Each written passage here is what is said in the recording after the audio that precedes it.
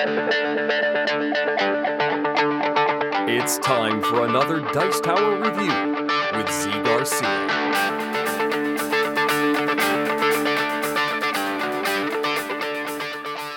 Hey everybody, today we are taking a look at one of the armies for Neuroshima Hex, and we are talking here about Steel Police. Steel Police here, I'm going to be showing you just some of the units in it. I'm not even going to be giving you a comprehensive look at what's in the box. And so obviously, I'm not teaching you how to play the game. If you do need to learn how to play the game, I would recommend go read the rules for that or go check out a video for that to give yourself an overview of how that works. But we're just going to be taking a look at this. And so, if you are already familiar with Neuroshima Hex, let's move ahead and let me give you a glimpse of the Steel Police.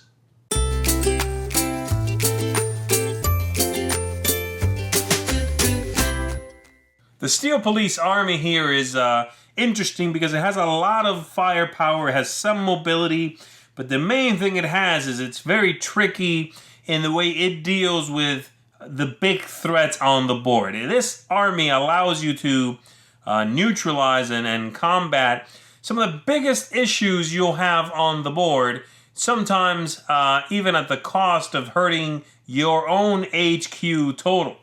Let me show you what I'm talking about here. This is the HQ itself, and the ability is really integral to the way this army works. You are allowed to, for 1 health point to your own HQ. So if you hurt yourself, you are allowed to put this net on any army, any token on the board. So you can net anything on the board if you take the punishment. And that's really interesting. It's not something you want to do willy-nilly, but it allows you to do so. If there's something out there you know is going to be a problem, you can just stop it. Now, you only have one of these, and once it's out there, then that unit needs to die first for you to recuperate this and then be able to deploy it again. And yes, again, you are paying 1 health. But the temptation, the ability to do it is so amazing. You have, with this army, the power to stop pretty much anything out there if you're willing to take the pain, and I really like that. Besides that, I'm going to show you here a few of the units I really like in this set. We have this character here, the Executioner. No, this is the Pacifier, actually. And the Pacifier has a net, and he has the ability, if he's on the board, whenever you want to bring a new unit onto the board, you are allowed to put it where the Pacifier here is. And so, since he doesn't have an attack, he's just netting, you can always bring somebody into where he is, who's going to bring down the rain and then attack. So it's pretty interesting. You can hold something until you want to stop holding it and just start hurting it. That we have over here, this is the Executioner. The Executioner, as you can see, is a hitting machine. Pretty slow, though. But the interesting ability here is when you bring this unit into play, you can bring it right on top of one of the enemy's units. Bloom, squash it, it's gone. And that's going to cost you 1 life point to your HQ. Really interesting, though. And I think that unit is super powerful. Over here we have this character, and this has a new thing down here on the bottom, besides mobility, which is a reflection. And the way this works is, if anybody would shoot me or hurt me this way, I would reflect that hit back 1 space. And so, if I'm getting shot from way farther away, and there's nothing right here next to me, then it's not going to hurt. If there's nothing there, right, like this, if this is actually not there, then it won't hurt. But if one of the enemy's units is right there, I can reflect that hit right back and hit them. That's awesome. And with the built-in mobility, that means I can respond to whatever new threat I've got. If I'm about to be shot from over here, whatever the case may be. Really interesting stuff, and I love that reflection idea. And then we have a couple of other things, like we have this guy here who has the ability to push back with all that riot gear he's wearing. Really like that. And then a couple of these tiles, the action tiles.